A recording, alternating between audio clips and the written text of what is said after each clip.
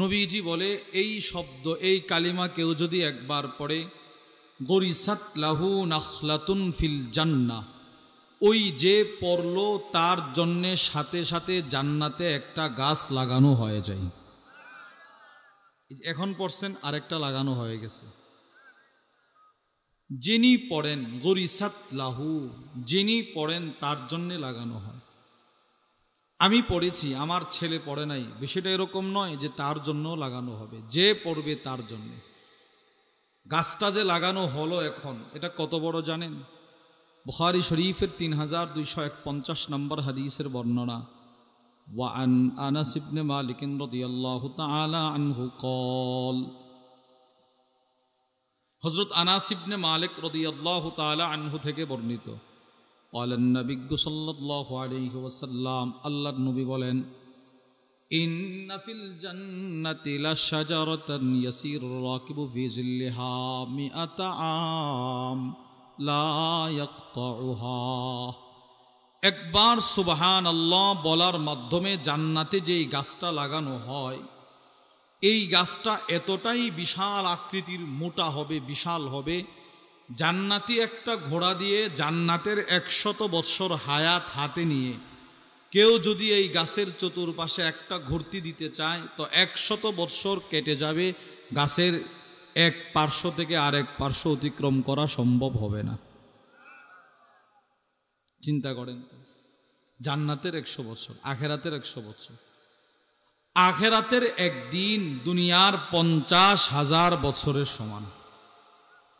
এবার আপনি হিসাব করেন, আখেরাতের 100 বছর দুনিয়ার কত কোটি কোটি বছরের সমান হবে? কোটি কোটি কোটি কোটি বছর এই গাছের চতুর্পাশে ঘোড়া দিয়ে দৌড়তে থাকবে, এরপরেও গাছের ছায়া শেষ হবে না। আচ্ছা, এবার এই গাছটার ফলগুলো কত বড় হবে? রাসূলুল্লাহ সাল্লাল্লাহু আলাইহি ওয়াসাল্লাম বুখারীর হাদিসের বর্ণনায় বলেন, পৃথিবীর সবচাইতে বড় পাহাড়টা যত বড়, এর চাইতেও বড় হবে ওই গাছের সবচেয়ে ছোট ফলটা। পৃথিবীর পাহাড় যেটা সবচেয়ে বেশি বড়, এর চাইতেও বড় হবে গাছের সবচেয়ে ছোট ফলটা। আশ্চর্যের বিষয় হচ্ছে, এই গাছ এত মোটা হইতে কতদিন লাগবে, এই গাছের ফুল আসতে কতদিন লাগবে, সেই ফুল থেকে ফল হতে কতদিন লাগবে, সেই ফল পাকতে কতদিন, সেই ফল পায়রা নিজে খাইতে কতদিন। আল্লাহর রসুল বলে, চোখের পলকটা ফেলতে যতক্ষণ, এর চাইতেও দ্রুত সময়ে গাছ হবে, ফুল আসবে, ফল হবে, ফল বড় হবে, ফল খাওয়া হয়ে যাবে।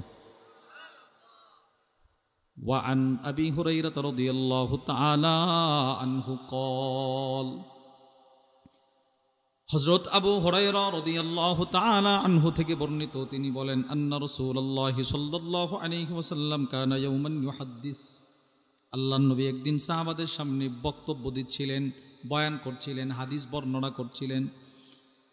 আল্লাহর রাসূল বলেন, আন্না রাজুলান ইস্তাযানা রাব্বাহু ফিজ-জার, জান্নাতের এক ব্যক্তি আল্লাহ তাআলার কাছে কৃষি কাজ করার অনুমতি চাইবে। আল্লাহ, আমি জান্নাতে একটু কৃষি কাজ করতে চাই। নবীজি বলে, এক ব্যক্তি জান্নাতে গিয়েও ক্ষেত লাগানোর চাইবে, অনুমতি চাইবে। এক সাহাবী বসা থেকে বলে, ইয়া রাসূলুল্লাহ, আমি জানি এই লোকটা কোন এলাকার। নবীজি মুস্কি হাসি দিয়ে বলে, কোন এলাকার? আপনার গোত্র কুরাইশ গোত্রের হবে। সুবহানাল্লাহ বলেন না, এটা হাদিসে আছে। এই লোকটা সহজ সরল আর কি, সে বলে ফেলছে, আমি জানি এইগুলো আপনার গোত্রের মানুষ ছাড়া, কুরাইশ গোত্রের মানুষ ছাড়া আর কেউ হবে না, কেন এরা কৃষিকাজকে খুব পছন্দ করে। নবীজি মুস্কি হাসি দিলেন। এরপরে আল্লাহর নবী বলেন, আল্লাহর রাসূল এবার বলতে লাগলেন, আল্লাহ তাআলা ওই ব্যক্তিকে বলবে, আলাস্তাফি মা শিতা, বান্দা এত এত নিয়ামত দিলাম জান্নাতে, তোর কি এও মন ভরল না, তুই কৃষিকাজ করতে চাস? আল্লাহ ওই লোকরে বলবে, এত নিয়ামত দিলাম, যেদিকে তাকাস শুধু নিয়ামত নিয়ামত নিয়ামত, তুই এর ফাঁক দিয়ে কৃষিকাজ করতে চাস? আল্লাহ করতে চায়, দেন না অনুমতি। আল্লাহ নবী বলেন, তাকে অনুমতি দেওয়া হবে। ফাবাদারা, সে বীজ লাগাবে। ফাবাদারা তরফানাবাতুহু ওয়াস্তিওয়াউহু ওয়া ইস্তিহসাদু ফাকানা আমসালাল জিবাল, সে বীজটা লাগানোর সাথে সাথে বীজ থেকে গাছ হবে, গাছের চারা উৎপাদন হবে, এই চারা বিশাল আকৃতির হবে, ওই 100 বছরের ঘোড়ার দৌড়। ওই গাছে ফুল আসবে, ফুল থেকে ফল হবে, এক একটা ফল হবে পাহাড়ের মতো। আল্লাহর নবী বলেন এই ফলগুলো জান্নাতি কাইটা জান্নাতেই না খাবে। এই সবগুলো হইতে কতক্ষণ? নবীজি বলে চোখের পলকটা ফেলতে যতক্ষণ, এর চাইতেও দ্রুত সময়ে হয়ে যাবে। চোখের পলক এটা আজীব বস্তু। কি পরিমাণ মানুষ প্রতিদিন চোখের পলক ফেলে।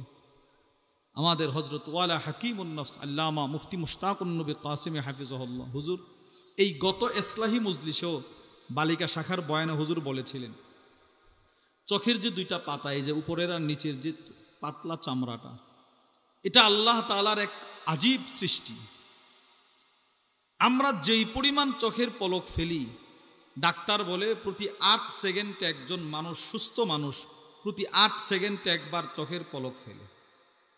আজ পর্যন্ত কাউরে এই কথা বলতে শুনছেন যে চোখের দুইটা পলক ব্যথা করতেছে? বলেন, শুনছেন? এবার আপনি হাতটা এভাবে নাড়ান তো একসাথে, দেখবেন ঘুম থেকে এটা হাত আর নাড়াইতে পারবেন না।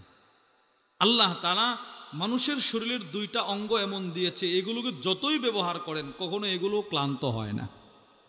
সুবহানাল্লাহ বলেন না। এই এক জিহ্বা প্রতিদিন প্রতিনিয়ত দৈনন্দিন মানুষ কত কথা বলে, আজ পর্যন্ত কেউ এই কথা বলতে শোনা যায় নাই আমি আর কথা বলবো না। কেন? জিহ্বা ব্যথা করে। আল্লাহ এটারে কোনো ব্যথাই দেয় নাই। দুই, এই দুইটা চোখের পলক। একজন সুস্থ মানুষ প্রতি 8 সেকেন্ডে একবার চোখের পলক ফেলে, একজন সুস্থ মানুষ। এবার হিসাব করেন তো, শুধু আজকে রাত্রে ঘুম থেকে জাগ্রত হওয়ার পরে আজ এখন পর্যন্ত এক একজন মানুষ হাজার হাজার লাখ লাখ চোখের পলক ফেলছে, কিন্তু কেউ আমরা ব্যথা অনুভব করি না। আল্লাহ তাআলার এক আজীব সৃষ্টি। সেকেন্ডের চাইতেও দ্রুত সময়ে চোখের পলক ফেলা হয়। নবীজি বলে চোখের পলকটা ফেলতে যতক্ষণ, এর চাইতেও দ্রুত সময়ে গাছটা হয়ে যাবে। শুধু কি তাই? একবার সুবহানাল্লাহ বলেন, বলেন, বলেন, জোরে জোরে বলেন। একবার সুবহানাল্লাহ আমরা যে বলছি, এটা এখন বর্তমানে আরশের চতুর্পাশে ডানা ঝাপটাইতেছে। ইবনে মাজার মধ্যে হাদিস আছে, ওয়া আনিন নু'মান ইবনে বাশীর রাদিয়াল্লাহু তাআলা আনহুমা قال, হযরত নু'মান ইবনে বাশীর থেকে বর্ণিত, قال النبي صلى الله عليه وسلم, আল্লাহর রাসূল বলেন, ইন্না মিম্মা তাযকুরুনা মিন জালালিল্লাহি আত-তাসবিহ ওয়াত তাহলিল ওয়াত তাকবীর। আমার উম্মত যখন আল্লাহর বরত্বের শব্দ দিয়ে জিকির করে, আল্লাহর মহত্বের শব্দগুলো বর্ণনা করে, তাসবিহ পড়ে, আল্লাহর রাসূল বলেন তার মুখ দিয়ে সুবহানাল্লাহ উচ্চারণ হতে দেরি, ইয়ান আতিফনা হাওলাল আরশ, এই সুবহানাল্লাহটা সাথে সাথে আরশের চতুর্পাশে ডানা ঝাপটাতে থাকে। লাহুন্না দাবিগুন কাদাবিগিন নাহ, মধু পোকা, মৌমাছির যে একটা গুনগুন শব্দ হয়, নবীজি বলে এই তাসবিহগুলোও আরশের চতুর্পাশে গুনগুন শব্দ করতে থাকে। শব্দ করে যিনি পড়েন তার প্রশংসা করতে থাকে। এখানে একটা আশ্চর্যের বিষয় আছে। বিষয়টা কি? আল্লাহ তাআলার আরশের চতুর্পাশে কি পরিমাণ ফেরেশতা আছে জানেন? পৃথিবীর সমস্ত মানুষ, এখানে আপনারা যারা বসছেন, আমরা সবাই মিলে যদি একটা খাতা নেই, খাতা নিয়ে যদি কোটি কোটি কোটি কোটি লিখতে থাকি, এবার আমার পুরা হায়াত, আপনার পুরা হায়াত, মনে করেন আল্লাহ আপনাকে 70 বছর হায়াত দিল, 70 বছর আপনি লিখলেন কোটি কোটি, সবাই আমরা লিখলাম কোটি কোটি। এবার সংখ্যাটা কেমন হবে?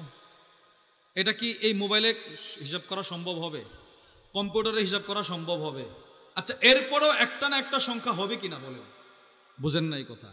আরে আমরা সবাই মিলে যদি সারা বছর কোটি কোটি লিখতে থাকি মৃত্যু পর্যন্ত, সব একসাথে করলে একটা সংখ্যা হবে কিনা? যদিও আমরা জানি না, পারবো না। আচ্ছা, এবার পৃথিবীর শুরু থেকে কিয়ামত পর্যন্ত সব মানুষ যদি মিলে কোটি কোটি লিখতে থাকে, আর সকলকে যদি নূহ আলাইহিস সালামের হায়াত দেওয়া হয়, 950 বছর হায়াত পায়া সবাই যদি কোটি কোটি কোটি কোটি লিখতে থাকে, 950 বছরের হায়াত শেষ, এবার সংখ্যাটা কি পরিমাণ হবে?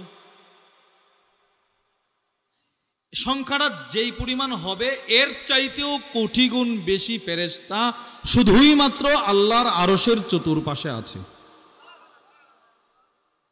সূরাতুল ফুরকান 19 নম্বর পারার প্রথম পৃষ্ঠা একটা আয়াত আছে, ওয়ায়াউমা তাশাক্কাকুস সামাউ বিল গামামি ওয়া নুযিলাল মালাইকাতু তানজিলা। এই আয়াতের ব্যাখ্যায় আছে ফেরেশতা কি পরিমাণ আছে আরশের চতুর্পাশে।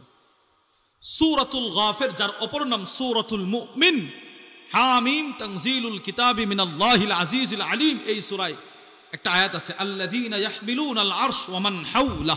এর ব্যাখ্যায় আছে কি পরিমাণ ফেরেশতা আরশের চতুর্পাশে আছে। আচ্ছা, এবার এত crore crore million billion trillion ফেরেশতা একসাথে আরশের চতুর্পাশে, এদের দায়িত্ব কি জানেন? ইউসাব্বিহুন, এরা শুধুই পড়তেছে সুবহানাল্লাহ। এরা কি পড়তেছে বলেন? সবার ডিউটি কি? এখন আপনারা বলেন তো, এত ফেরেশতা একসাথে একবার সুবহানাল্লাহ বলে আওয়াজটা আরশে কি পরিমাণ হবে? সুবহানাল্লাহ বলবেন না?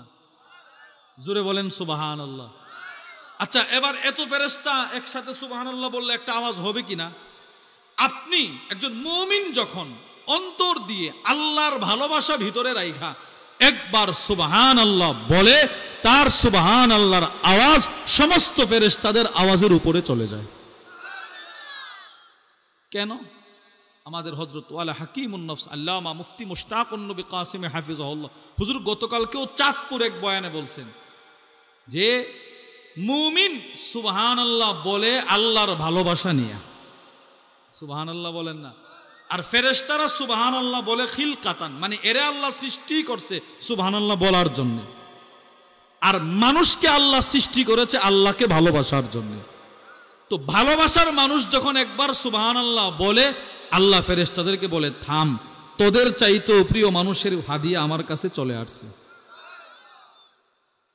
এবার বলে কোত্থেকে আসছো? আল্লাহ এই যে এই জুমুর পশ্চিমপাড়া বাইতুস সালাম মসজিদের মাহফিল থেকে আসছে। আচ্ছা, কেন আসলা? আল্লাহ যিনি পড়েছে অনেক আশা নিয়ে পড়েছে, এর মধ্যে একটা আশা আপনি যেন এর মাফ করে দেন। এবার রব বলে যা, তাকে মাফ করে দিলাম। এবার মাফ করার ধরনটা কেমন? তিরমিজি শরীফের হাদিস, ওয়ান আনাস ইবনে মালিক রাদিয়াল্লাহু তাআলা আনহু قال, আনাস ইবনে মালিক থেকে বর্ণিত, আন্না রাসূলুল্লাহি সাল্লাল্লাহু আলাইহি ওয়াসাল্লাম মাররা বিশাজারাতিন ইয়াবিসাতিল ওয়ারাক। আল্লাহর নবী একটা শুকনো পাতা বিশিষ্ট গাছের পাশ দিয়ে যাচ্ছিলেন। আল্লাহর নবীর হাতে একটা লাঠি মুবারক ছিল। ফাদরাবাহা বিআসা, আল্লাহর নবী লাঠিটা দিয়ে একটা আঘাত করলেন গাছে। ফাতানা সারাল ওয়ারাক, গাছের পাতাগুলো ঝরে পড়ে গেল। এবার আল্লাহর নবী আনাসকে বলে, আনাস শোনো, আমার কোন উম্মত যখন একবার দিলের সাথে দিল লাগায়া অন্তর দিয়ে কেউ যদি একবার পড়ে সুবহানাল্লাহ আলহামদুলিল্লাহ ওয়ালা ইলাহা ইল্লাল্লাহ আল্লাহু আকবার, এই শব্দগুলো আমার কোন উম্মত যদি একবার অন্তর দিয়ে পড়তে পারে, আজকে গাছের পাতাগুলো যেমনভাবে ঝরে পড়ে গেল, ওই উম্মতের গুনাহগুলো এমনভাবে ঝরে যাবে, সব শেষ হয়ে যাবে। এবার গুনাহ ঝরতে ঝরতে ঝরতে ঝরতে নবীজি বলে, এর গুনাহ যদি সমুদ্রের ফেনা পরিমাণও হয় আল্লাহ মাফ করে দিবে। তিরমিজি শরীফের হাদিস।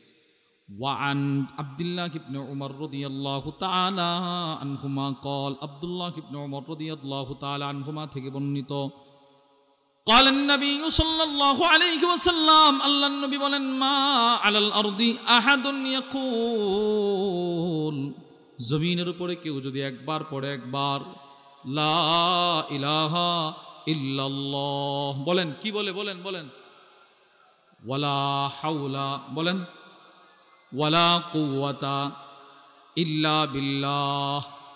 এক বর্ণনায় আছে এই কালিমা, আরেক বর্ণনায় ওয়াফি রিওয়ায়া, আরেক বর্ণনায় আছে সুবহানাল্লাহ আলহামদুলিল্লাহ লা ইলাহা ইল্লাল্লাহ আল্লাহু আকবার।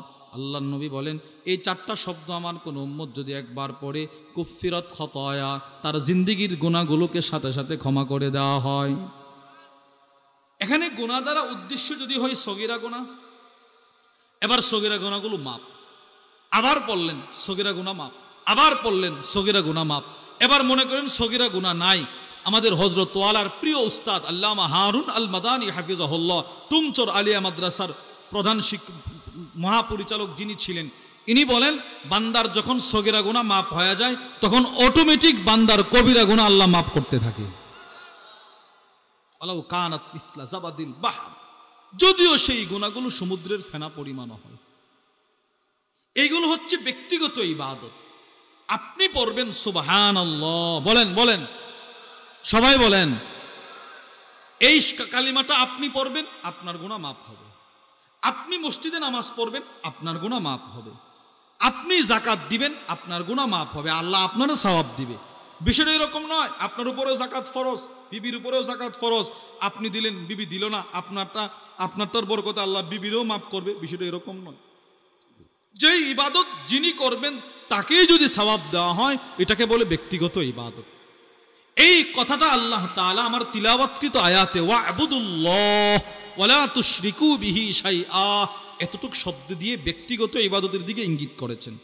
2 ওয়াবিল ওয়ালিদাইনি ইহসানা, এই শব্দ বলে আল্লাহ রাব্বুল আলামিন পারিবারিক ইবাদতের দিকে ইঙ্গিত করেছেন। বলেন তো কোন ইবাদত? পারিবারিক। প্রশ্ন, হুজুর পারিবারিক ইবাদত কি? যেই ইবাদতের সওয়াব আল্লাহ সম্পৃক্ত রেখেছেন পরিবারের সাথে। দৃষ্টান্ত বুখারী শরীফের ৫৫ নম্বর হাদিসের বর্ণনায় আসছে, ক্বালা রাসূলুল্লাহ সাল্লাল্লাহু আলাইহি ওয়াসাল্লাম, আল্লাহর নবী বলেন, ইদা আনফাকার রাজুলু আলা আহলি ওয়া হুয়া ইয়াহতাসিবুহা ফাহুয়া লাহু সাদাকা। আল্লাহর নবী বলেন, আমার কোন উম্মত পরিবারের জন্য যে টাকাগুলো খরচ করে সে যদি সওয়াবের নিয়ত করে তার সাদাকার সওয়াব। সুবহানাল্লাহ। আচ্ছা, একজন পরিবারের কর্ণধার, একজন বাপ, একজন ভাই, একজন স্বামী তার পরিবারের জন্য জিন্দেগিতে কি পরিমাণ টাকা খরচ করে বলেন তো? আরে করে কিনা বলেন না? দৈনন্দিন বাজার সাজার করে কিনা? এবার ছেলেগুলো মাদ্রাসায় পড়ে, স্কুলে পড়ে, মেয়েগুলো মহিলা মাদ্রাসায় পড়ে, এদের বুরকার কাপড়ের টাকা দেয়, ছেলেগুলোর পাঞ্জাবির টাকা দেয়, মেয়েদের বেতনের টাকা দেয়, ছেলেদের বেতনের টাকা দেয়, টাকা খরচ হয় কিনা? নবীজি বলেন মুসলমানের পরিবারের জন্য যতটা টাকা খরচ করে প্রত্যেকটা টাকা সাদাকার সওয়াব। আরো সহজ করে নবীজি বুঝাইছেন, সহিহুল জামের মধ্যে হাদিস আছে, ওয়ানিল মিকদাদ রাদিয়াল্লাহু তাআলা আনহু قال قال النبي সাল্লাল্লাহু আলাইহি ওয়াসাল্লাম, আল্লাহর নবী বলেন, মা আত'আমতা নাফসাক ফাহুয়া লাকা সাদাকা, বান্দা তুমি তোমার জন্য যা খাইলা এটা সাদাকা। সুবহানাল্লাহ। আমি আজ পর্যন্ত নিজের জন্য কত কিছু কিনা খাইলাম। মুসলমান, একজন মুসলমান মৃত্যু পর্যন্ত নিজের জন্য যা খায় নবীজি বলেন সব সাদাকার সওয়াব।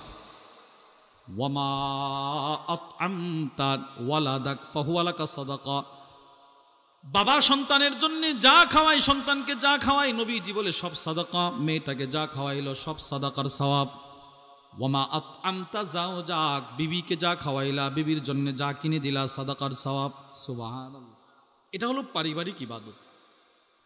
এই কথাটা আল্লাহ ওয়াবিল ওয়ালিদাইনি ইহসানা বলে বুঝিয়েছেন। 3 সামাজিক ইবাদত, যে বিষয়টা নিয়ে কিছু কথা আপনাদেরকে বলতে চাই। সামাজিক ইবাদতটা বোঝানোর জন্য আল্লাহ তাআলা পুরা 2.5 লাইন থেকে 3 লাইন আলোচনা করেছেন। সুবহানাল্লাহ। গুরুত্ব বুঝাইছেন। ব্যক্তিগত ইবাদত একটু শব্দ, পারিবারিক ইবাদত একটু শব্দ, আর সামাজিক ইবাদত বুঝাইতে গিয়ে আল্লাহ পুরা আয়াতটা ব্যবহার করছেন। রাসূলুল্লাহ সাল্লাল্লাহু আলাইহি ওয়াসাল্লামও সামাজিক ইবাদতের গুরুত্ব দিয়েছেন, মক্কি জিন্দেগিতেও মদনী জিন্দেগিতেও। আল্লাহর রসুল মক্কি জিন্দেগিতে বলতেন, এই আত্মীয়তার বন্ধন ঠিক রাখো, এগুলো সামাজিক ইবাদত। প্রতিবেশীর হক আদায় করো, সামাজিক ইবাদত। মানুষের সাথে লেনদেন ঠিক রাখো, সামাজিক ইবাদত। মুআমালা ঠিক রাখো, সামাজিক ইবাদত।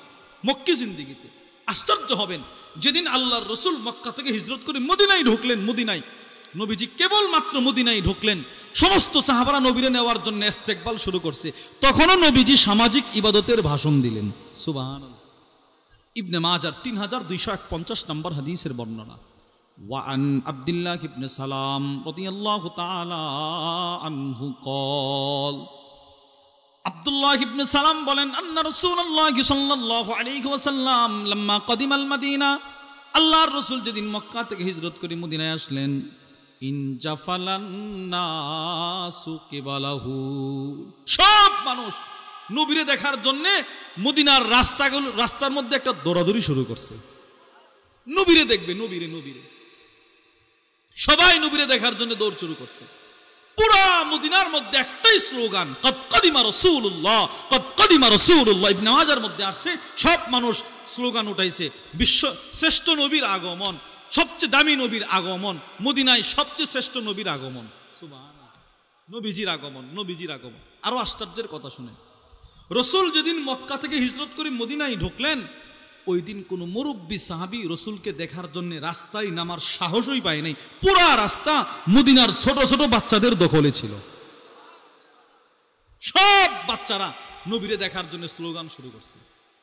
আল্লামা আহমদ ইবনে মুহাম্মদ আল কাসতালানী রাহিমাহুল্লাহ, বিখ্যাত আলেম, যিনি বুখারীর শরহ লিখছেন, ইরশাদুস সারি, ওনার একটা কিতাব আছে আল মাওয়াহিবুল লাদুনিয়্যা বিল মিনাহিল মুহাম্মাদিয়্যা। ওই কিতাবের মধ্যে এসেছে মদিনার সমস্ত ছোট ছোট বাচ্চারা রাস্তায় স্লোগান শুরু করছে, যা নবিয়্যুল্লাহ, আল্লাহর নবী চলে আসছে, আল্লাহর নবী চলে আসছে। আরো আশ্চর্য হবেন, রসুল যেদিন মক্কা থেকে মদিনায় আসলেন, মদিনার কোন মুরব্বী সাহাবী, কোন মা, কোন বাপ তার সন্তানকে এই কথা বলতে হয় নাই, ইনি মুহাম্মদুর রাসূলুল্লাহ সাল্লাল্লাহু আলাইহি সাল্লাম। কোন মা বাপ তার সন্তানদের নবীরে চিনানোর প্রয়োজন হয় নাই। ওই যে আগের থেকেই নবীর পরিচয় সন্তানদেরকে শিখাইছে, মায়ের কাছ থেকে নবীর বর্ণনা শুনতে শুনতে রসুল যেদিন মক্কায় মদিনায় প্রবেশ করলেন, সমস্ত বাচ্চারা নবীরে দেখেই চিনে ফেলছে, ইনি মুহাম্মদুর রাসূলুল্লাহ। বাচ্চারা নিজেদের বাবার যে হাত ছিল, হাতের আঙ্গুল, এগুলো ছাইরা দৌড় দিছে নবীরে ধরার জন্য। বাবাদেরকে ভুলে গেছে। কি ভাই, নবী চিনাইছে, নবী। মা বাপ সন্তানকে নবী চিনাইছে, মা বাপ নিজের সন্তানকে নবী চিনাইছে। আমি চিনাই না। আমার বয়স আজকে ৪৫ বছর, আমার ৩টা ৪টা ছেলে মেয়ে, কোনোদিন এদেরকে বলি নাই যে মা বাবা তোমার নবীর নাম মুহাম্মদুর রাসূলুল্লাহ সাল্লাল্লাহু আলাইহি ওয়াসাল্লাম, তোমার নবীর বাবার নাম আব্দুল্লাহ, তোমার নবীর মায়ের নাম আমেনা, তোমার রসুল জন্মগ্রহণ করেছে মক্কায়, এখন আরাম করছে মদিনায়। আমি বলি নাই। আমি মুসলমান, আমার ঘরে নবীজির জীবনী একটা ছোট্ট কিতাবও নাই। আমি মুসলমান। কি ভাই, এমন ভাবে যদি আমাদের সমাজ চলতে থাকে, আমার ঘরেই কাদিয়ানি জন্ম নিবে। ঠিক কিনা বলেন? বলেন, এটা বাস্তব না অবাস্তব? বলেন কেন? আমি না মুসলমান? আমি তো আমার রসুলকে চিনতে হবে।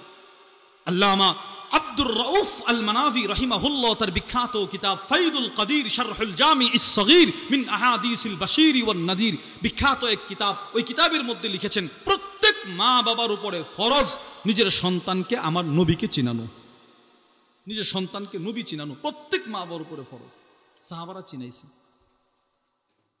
আল্লামা শামসুদ্দিন যাহাবী রাহিমাহুল্লাহ লিখেন, আল্লাহর রসুল যেদিন মক্কা থেকে হিজরত করে মদিনায় আসলেন, আনাস ইবনে মালিক বলেন, সেদিন আমার বয়স ছিল মাত্র ৮।